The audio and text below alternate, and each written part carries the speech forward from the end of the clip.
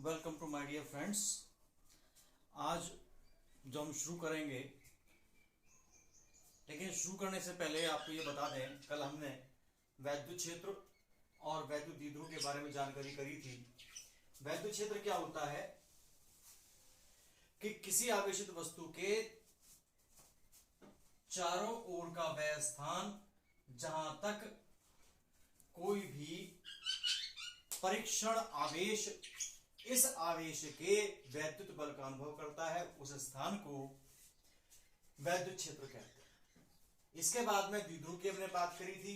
द्विध्रुव क्या होता है? द्वि का मतलब होता है दो, ध्रुव का मतलब होता है सिरे, और वैद्युत से संबंधित है आवेश से, इसलिए दो आवेश समान मात्रा के होने चाहिए, विपरीत प्रकृति के होने चाहिए और एक सूक्ष्म दूरी पर व्यवस्थित होने चाहिए।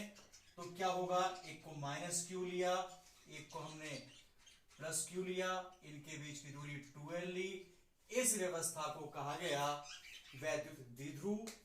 अगर हम द्विध्रुव के परिमाण की बात हम करते हैं तो Q, आवेशों का परिमाण Q, इनके बीच की दूरी 2l, इसको कहेंगे वैद्युत द्विध्रुव आघूर्ण, जो कि एक सदिश राशि है, वेक्टर है, जिसकी दिशा नेगेटिव से लेकर के पॉजिटिव की तरफ होती है।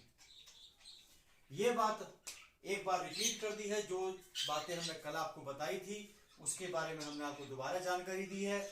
अब जो हम बात करेंगे यहां निकालेंगे वैद्युत द्विध्रुव के कारण वैद्युत क्षेत्र। तो हमारा टॉपिक हुआ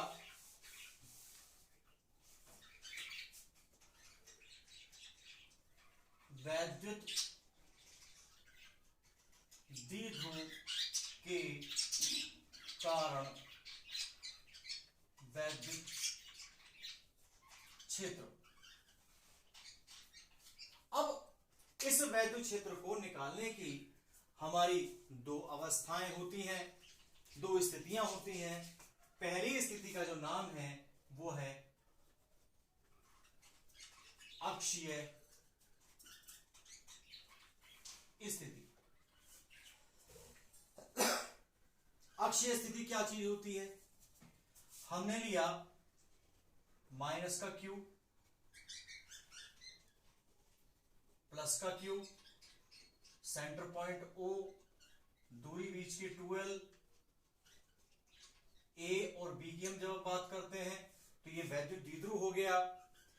अगर वो रेखा जो कि दोनों आवेशों से होकर जाए, इस रेखा का नाम लिया जाता है अक्षीय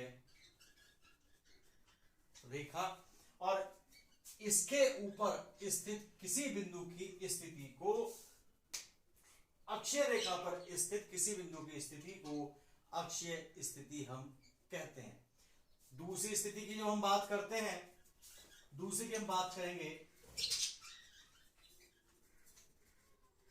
निरक्षीय स्थिति की बात हम करेंगे। लेंगे द्विध्रुव ही, एक माइनस का क्यू लिया, एक प्लस का क्यू लिया, ये सेंटर पॉइंट O हो गया, बीच की दूरी 2l हो गई। वो रेखा जो दोनों आवेशों के मध्य से या वैद्युत द्विध्रुव के मध्य से, यानी मध्य का मतलब हो गया O पॉइंट से, द्विध्रुव की अक्ष के लंबवत होकर जाती है, यानी ये वाली, यानी AO और BO इस पॉइंट पर आकर के 90 डिग्री का कोण बनाती है। वह रेखा जो वैद्युत द्विध्रुव के मध्य से द्विध्रुव की अक्ष के लंबवत होकर जाती है, निरक्षीय रेखा कहलाती है, और इस पर स्थित किसी बिंदु की स्थिति को निरक्षीय स्थिति कहते हैं। यह बात आपको ध्यान रखनी है। दो तरीके की स्थितियां आई हैं। पहली है अक्षीय स्थिति, जिसमें जो रेखा होगी वो दोनों आवेशों से होकर जाएगी, P बिंदु इस रेखा के ऊपर है, इस रेखा का नाम दिया गया अक्षीय रेखा, स्थिति को कहा गया अक्षीय स्थिति कही गई। वो रेखा जो कि द्विध्रुव के केंद्र से अक्ष के लंबवत होकर जाती है, उस रेखा का नाम लिया जाता है निरक्षीय रेखा। ये बात आप ध्यान रखिए। अब हम जो बात करेंगे सबसे पहले अक्षीय स्थिति में वैद्युत क्षेत्र। और मैं आप सभी बच्चों को धन्यवाद देता हूं, इतने आफत के मौसम में आप लोग हमारा साथ दे रहे हैं। इस बात के लिए बच्चों का धन्यवाद। और अपना कर्म करते रहिए, लगातार लगे रहिए, पढ़ते रहिए, सफलता निश्चित रूप से आपको मिलेगी। पहली स्थिति है अक्षीय स्थिति। अक्षीय स्थिति, अब देखिए इसके अंदर ये 12 दूरी हो गई, तो इस 12 को हम यहां से यहां तक की दूरी को, सेंटर से ए तक की दूरी को L, ये दूरी आपकी L हो गई। मैंने आपको बताया था कि 12 दूरी क्यों ली जाती है, क्योंकि जो भी दूरियां नापी जाती हैं वो सेंटर से नापी जाती हैं, इसलिए 12 ली गई है। मान लो सेंटर से लेकर के यहां तक की दूरी स्मॉल r ली गई। सबसे पहले देखिए, अब हमें जो वैद्युत क्षेत्र निकालना होता है वो उसके लिए आवेश चाहिए, आवेश और बिंदु के बीच की दूरी चाहिए। आवेश हमारे पास दो हैं, माइनस का आवेश, प्लस का आवेश। सबसे पहले माइनस q से p तक की दूरी की बात करेंगे। देखिए यहां से यहां तक की दूरी r, यहां से यहां तक की दूरी, यहां से यहां तक की दूरी L, यहां से यहां तक की दूरी r, तो टोटल दूरी हो गई L प्लस r। दूसरा आवेश हमारा प्लस q, O से P तक की दूरी है r, O से B तक की दूरी है स्मॉल l, तो घटा दिया जाए r माइनस l, ये दूरी हमारी हो गई।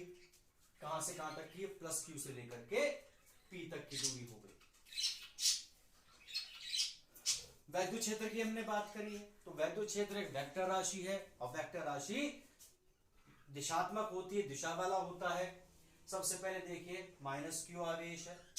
मैंने आपको वैद्युत क्षेत्र का तरीका बताया था कि अगर प्लस आवेश है तो वैद्युत क्षेत्र बाहर जाएगा, माइनस का आवेश है तो वैद्युत क्षेत्र माइनस की ओर होता है। तो सबसे पहले माइनस q की हम बात करेंगे, तो यहां लिखेंगे इसकी दिशा माइनस के कारण E minus Q. E minus Q मतलब वैद्युत क्षेत्र माइनस क्यू के कारण। दूसरा होगा प्लस क्यू, इसकी दिशा बाहर की तरफ होगी, प्लस क्यू। वैद्युत क्षेत्र का मान दो बातों पर डिपेंड करता है, एक तो डिपेंड करता है आवेश पर, एक डिपेंड करता है दूरी पर। दूरी दोनों के लिए समान, आवेश समान है दोनों के लिए, लेकिन दूरियां अलग अलग हैं, क्योंकि माइनस क्यू से लेकर के P तक की दूरी होगी L plus R, plus Q से P तक की दूरी होगी R माइनस L। तो दूरियों में तो अंतर है, इसलिए वैद्युत क्षेत्र में भी अंतर होगा। अब आप एक बात और ध्यान करिए कि एक ही पॉइंट पर दो वैद्युत क्षेत्र एक साथ कार्य कर रहे हैं, लेकिन विपरीत दिशा में है। जब विपरीत दिशा में होंगे तो वेक्टर का नियम है, अगर दो वेक्टर किसी बिंदु पर विपरीत दिशा में लग रहे हों तो उनका परिणामी, उनका रिजल्ट उनको घटा करके मिलता है। अब किस में से किसको घटाना है, ये बात डिसाइड भी करनी पड़ेगी।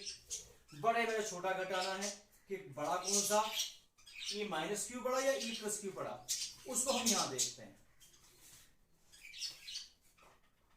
माइनस क्यू के कारण P पर वैद्युत क्षेत्र, तो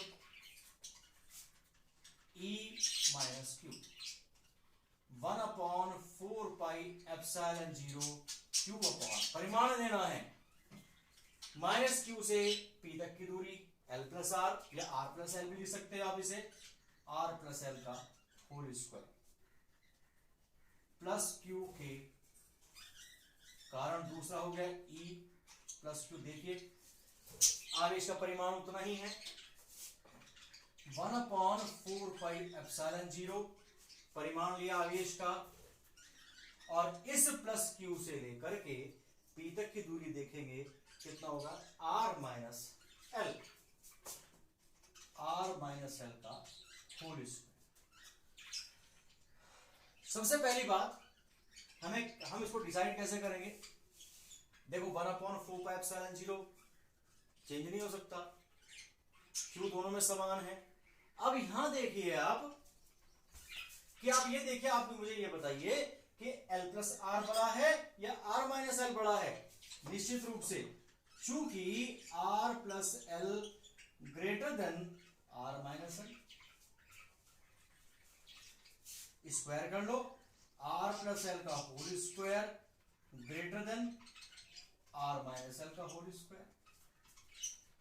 इन दोनों के बटे में एक होगा, क्या करते हैं, कैंची वाली गुणा कर देते हैं। जब कैंची वाली गुणा करेंगे तो इसके बटे में ये आ जाएगा 1/r माइनस एल का होल स्क्वायर, निशान वैसे का वैसे ही रहेगा, 1/r प्लस एल का होल स्क्वायर।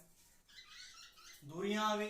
अब इन दोनों में इनमें कॉमन क्या है कि 1/4πε0 क्यू कॉमन है, कर देते हैं, दोनों साइड कर देते हैं, q/4πε0 r माइनस एल का whole square greater than q/4πε0 r plus l का होल स्क्वायर। देखिए आप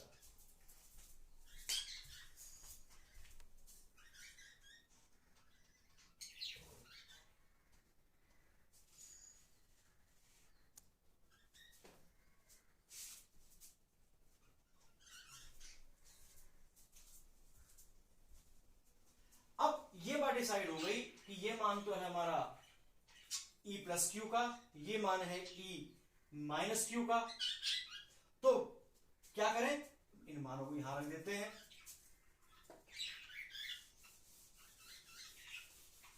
तो क्या होगा, E plus Q greater than E minus Q. Decide हो गया कि कौन सा बड़ा। अतः P पर परिणामी वैद्युत क्षेत्र क्या होगा, E बराबर बड़े में छोटा घटाओ, E प्लस क्यू में से E माइनस क्यू को घटा देना है, तो हमारा रिजल्ट आएगा। दिशा कौन सी होगी, जिस वेक्टर में से घटाया गया है दिशा हमेशा उसकी होती है। E प्लस क्यू में से घटाया गया है, इसलिए दिशा जो होगी E की दिशा E प्लस क्यू की दिशा में होगी। मीन्स जो फाइनल आंसर की दिशा होगी वो इसमें होगी। रखिए मान, रखते हैं आप धीरे धीरे करके मान। E इन दोनों में रखेंगे, क्या चीज कॉमन है, आपको पीछे आपने नोट किया होगा, q/4πε0 common 1/r minus l whole square minus 1/r plus l whole square, क्योंकि पहला वाला मान प्लस क्यू का है, दूसरा वाला मान माइनस क्यू का है। अब क्या करें भाई, इसके अंदर E बराबर q/4πε0। सबसे पहले हम करते हैं लघुत्तम। लघुत्तम में दोनों में कॉमन तो कुछ है नहीं, तो दोनों ही इकट्ठे होकर के आएंगे, r माइनस एल का whole square r plus l का होल स्क्वायर आएगा, r प्लस एल का whole square minus r minus l का होल स्क्वायर। अब यहां इसको खोलने के दो तरीके हैं कि भाई, एक तरीका तो यह है कि हम इसमें सूत्र का इस्तेमाल कर लें, एक तरीका यह है कि इसके अंदर हम a square minus b square का इस्तेमाल कर लें। सूत्र क्या इस्तेमाल करेंगे, सूत्र इस्तेमाल करेंगे a square minus b square बराबर a माइनस बी गुणा a प्लस बी, इसका इस्तेमाल करेंगे।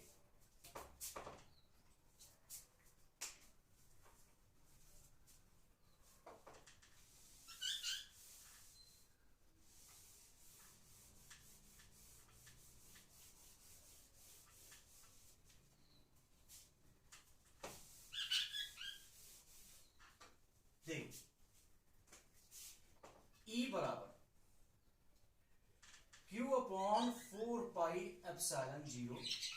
सबसे पहले क्या करना है, इस सूत्र के आधार पर पहले हमें इन दोनों को घटाना है। घटाने में क्या करेंगे भाई, घटाने में होगा r प्लस एल, और ये बीच का माइनस है, माइनस आर प्लस एल।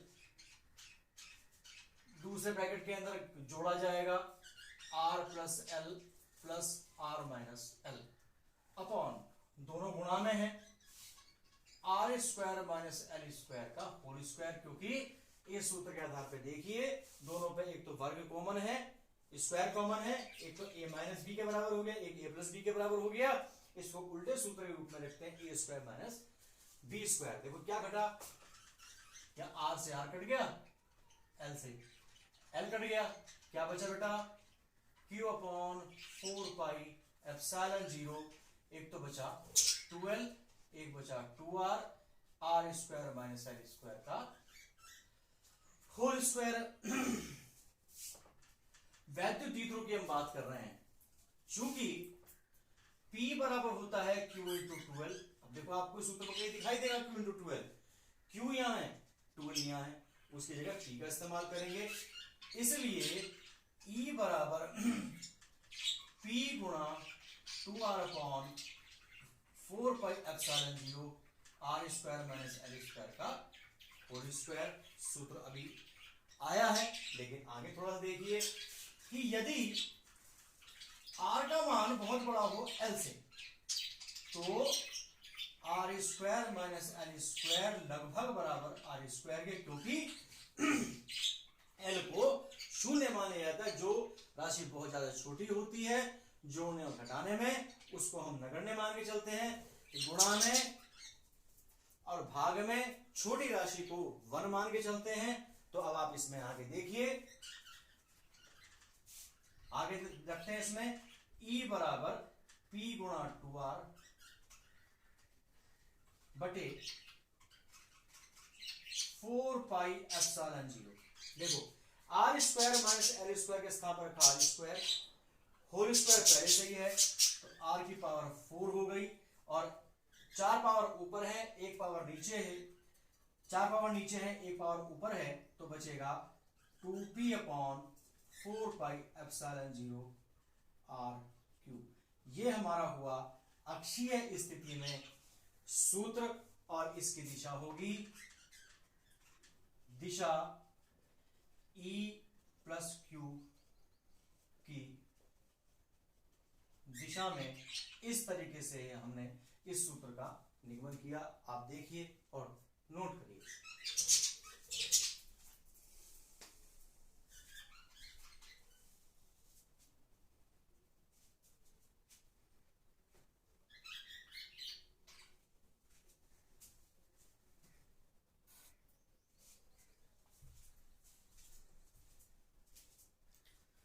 एक बहुत बड़ा टॉपिक नहीं है, चलते हैं। जब हमने अक्षीय स्थिति कर ली है, निरक्षीय स्थिति को करना है, तो थोड़ी सी जानकारी आपको होनी चाहिए। बाकी आसान है, बहुत ज्यादा मुश्किल नहीं है, क्योंकि सब कुछ विजुअल है, आपको दिखाई देगा। यहाँ न्यूमेरिकल्स वगैरह भी हम आपको कराएंगे, किस तरीके से कराएंगे उसका तरीका ढूंढेंगे हम। अब बात हम करते हैं दूसरी अवस्था की। दूसरी अवस्था है हमारी निरक्षीय स्थिति। निरक्षीय स्थिति, निरक्षीय स्थिति में देखिए ये आपका हो गया। बस थोड़ा सा इसके अंदर ये ध्यान रखना है कि चित्र हमारे बिल्कुल एग्जैक्ट और प्रॉपर बनने चाहिए, हाथ रोक करके बनाने हैं। यहां ध्यान दीजिए कि इसके अंदर वैद्युत द्विध्रुव है, ए से लेकर के बी तक की दूरी 12 हो गई, ओ केंद्र है, तो इसलिए एल और एल होगी। ये अवस्था जो आई इसको हमने निरक्षीय रेखा कहा। इस पर पी पॉइंट है, एक तरीके से मान के चलिए लंबवर्धक है, पीओ लंबवर्धक है। हमने क्या किया कि हमने धीरे धीरे करके यहां से इसको मिलाया और ये मिलाया, तो त्रिभुज जो बना उसको कहेंगे समद्विबाहु त्रिभुज। समद्विबाहु क्यों कहा? क्योंकि जब कोई रेखा किसी को लंबर तक पकड़ती है तो वो समद्विबाहु त्रिभुज बनाती है। ये मान लो इसकी ये भुजा x है, ये भुजा भी x है, और ये दूरी हो गई हमारी यहां से यहां तक की स्मॉल r, ये कोण हो गया थीटा, ये कोण भी आपका थीटा हो गया। पहले हम x निकाल लेते हैं पाइथागोरस के प्रमेय से। त्रिभुज OAP ये हमारा आधार हो गया, ये हमारा लंब हो गया, ये हमारा कर्ण हो गया। देखिए x स्क्वायर बराबर r square plus l square और x बराबर r square plus l square की पावर हाफ। इसका भी हम इस्तेमाल आगे जाकर के करेंगे। दिशा की हम बात करते हैं, हमेशा ध्यान रखिए दिशा माइनस की ओर होती है। इधर हो गई माइनस की ओर, तो ये हो गया e माइनस का क्यू।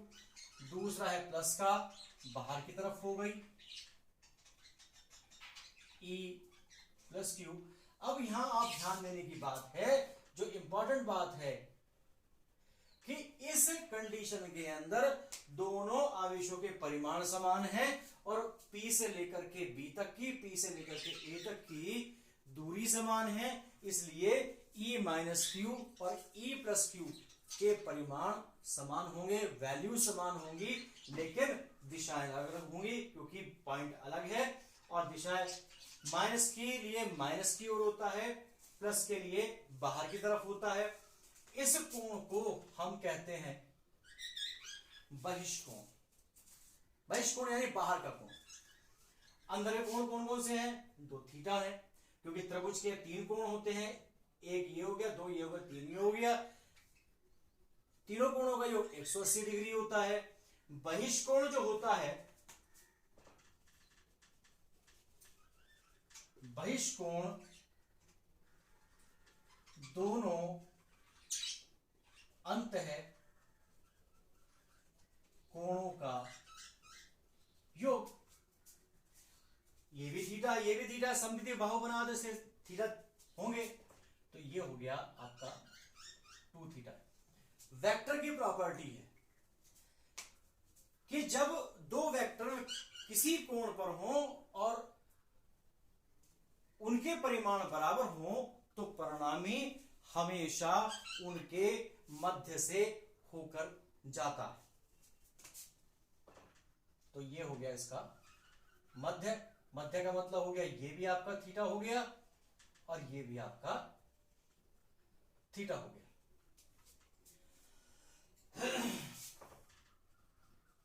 यदि दो वेक्टर किसी कोण पर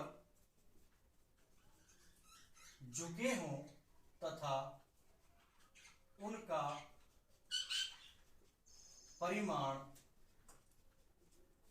समान हो तो उनका परिणामी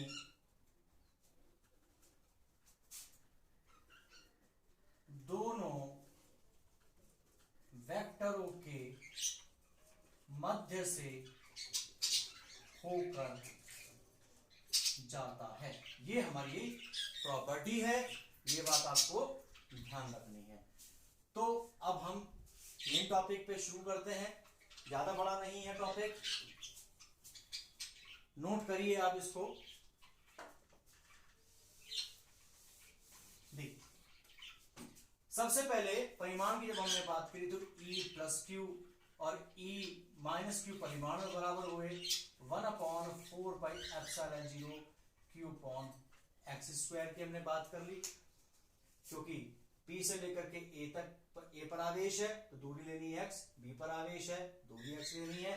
दोनों के परिमाण समान है, मैंने आपको लिख दिया कि परिमाण समान होंगे। अब चूंकि यहां है वैद्युत क्षेत्र E, जब दो वेक्टर किसी कोण पर हों तो उनका परिणामी जो निकाला जाता है वो निकाला जाता है किसके आधार पर? वो निकाला जाता है समांतर चतुर्भुज के नियम के आधार पर। तो हम लिखेंगे समांतर चतुर्भुज के नियम से क्या कहता है भाई? आर स्क्वायर बराबर P square plus Q square plus 2pq cos theta. जो थीटा कोण होता है वो पी और क्यू के बीच का है। यहां हमारे कौन कौन से कोण हैं? वेक्टर है e माइनस क्यू, ई प्लस क्यू, इनके बीच का कोण है 2 थीटा। इसे लिखेंगे ई स्क्वायर बराबर E plus Q square E minus Q square plus 2 E plus Q E minus Q cos 2 theta, क्योंकि इन दोनों के प्लस क्यू और माइनस क्यू के बीच का कोण 2 थीटा। दोनों परिमाण में बराबर हैं। चूंकि E प्लस क्यू बराबर E माइनस क्यू लिखते हैं परिमाण में, इसलिए E बराबर रिप्लेस कर दीजिए एक से ही cos 2 थीटा, जुड़ करके 2 E प्लस क्यू का whole square E plus q का होल स्क्वायर cos 2 थीटा।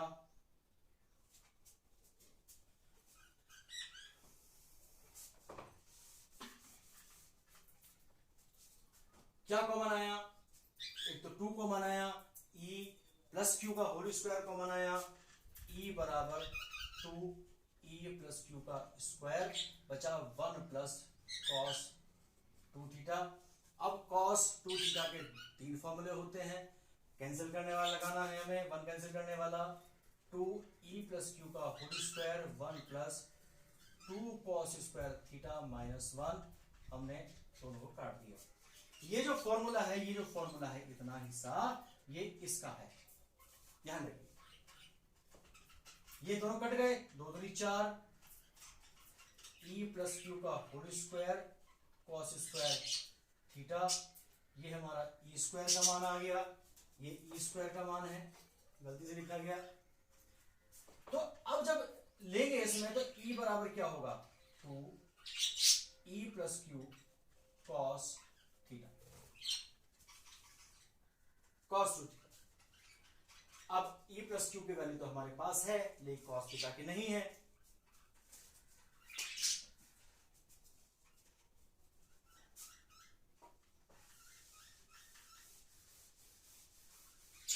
अब क्या किया जाए भाई? चित्र देखिए, चित्र से cos थीटा बराबर, इस चित्र में देखिए त्रिभुज समकोण त्रिभुज में देखिए क्या है? आधार बटे कर्ण cos थीटा होता है। आधार हो गया L, कर्ण हो गया X। अब क्या करते हैं? इसको दूसरे समीकरण मानते हैं। समीकरण 2 में cos थीटा व E प्लस क्यू के मान रखने पर तो क्या होगा? E बराबर 2 1/4πε0 Q अपॉन एक्स स्क्वायर, ये हमारा किसका मान हो गया? E प्लस क्यू का मान हो गया, और इसका मान हो गया L अपॉन एक्स। देखो 1/4πε0, Q यहाँ है ही, 2 इसके साथ मिलकर के 12 बना लेगा, और ये हमारा हो जाएगा एक्स क्यूब। 2 पावर ये है, 1 पावर यहाँ है एक्स क्यूब। वही बात आती, चूंकि P बराबर होता है Q गुणा 12 के, इसलिए E बराबर P अपॉन 4πε0 एक्स क्यूब। मान एक्स क्यूब में नहीं आना, क्योंकि मान जो आना है L के और R के रूप में आना है। हम तो इसी के बारे में जानते हैं। तो क्या किया जाए? सबसे स्टार्टिंग में हमने इसके अंदर जो मान निकाला था वो x का मान निकाला था, तो x का मान रखा जाएगा इसके अंदर।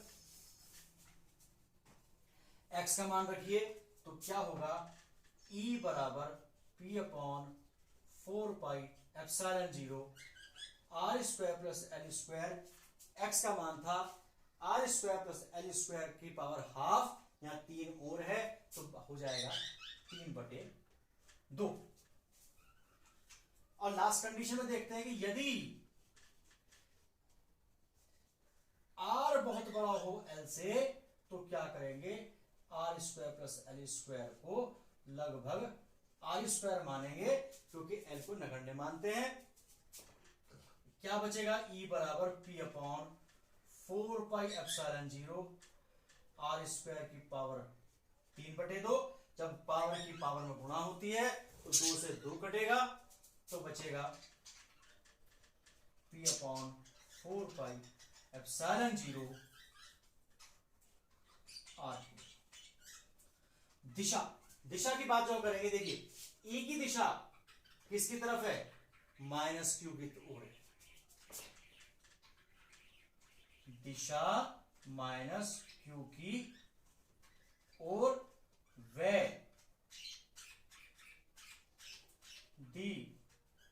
ध्रुव की अक्ष के समांतर होगी। आज हमने 2 टॉपिक पढ़े। पहला था अक्षीय स्थिति, दूसरी है निरक्षीय स्थिति। अक्षीय स्थिति वो होती है जिसमें कोई रेखा दोनों आवेशों के मध्य से होकर गुजरती है। वो रेखा जो कि लंबवर्धक होती है या द्विध्रुव की अक्ष के लंबवत उसके केंद्र से होकर जाती है, उसको हम क्या कहते हैं, निरक्षीय रेखा कहते हैं। दोनों में वैद्युत क्षेत्र की तीव्रता निकालने के सूत्र के निर्माण किए हैं। धीरे धीरे टॉपिक को आगे बढ़ाएंगे, लेकिन आपको एक बात ध्यान रख के चलनी है कि जिस तरीके से हम लोग स्टडी करा रहे हैं उसी तरीके से आपको कॉपी पर नोट करना है, याद भी करना है, क्योंकि समय का अभाव है। आगे क्लासेस कब चलेंगी कोई जानकारी नहीं, इसलिए आप लोग धीरे धीरे करके कॉपी पर नोट करते रहिए और जो बात आपको समझ में ना आए उसको लिख करके भेजिए। कोई समस्या होती है, किसी को ये लगता है कि मैं पूछ नहीं सकता ग्रुप के अंदर, लेकिन कोशिश करिए ग्रुप के अंदर पूछिए। लेकिन अगर नहीं लगता है, उसको शर्म लगती है या उसके अंदर कुछ कमजोरी है, इस तरह की कमजोरी की भाई मैं फिजिक्स में नहीं आती है, तो वो मेरे पर्सनल व्हाट्सएप पर भी डाल सकता है। लेकिन कोशिश करिए कि आप लोग उसे अपने ही ग्रुप में डालें, जिससे जो प्रॉब्लम आपकी है, हो सकता है वो प्रॉब्लम किसी और बच्चे की भी हो। तो वीडियो देख करके आप लोग उसको समझिए, कोई समस्या हो मुझे बताइए। वीडियो को लाइक करिए, सब्सक्राइब करिए, जिससे मुझे हौसला मिले आप लोगों को और अच्छी क्वालिटी की वीडियो और बेहतर पढ़ाने की स्थिति बनाए रखने के लिए। Thank you for watching.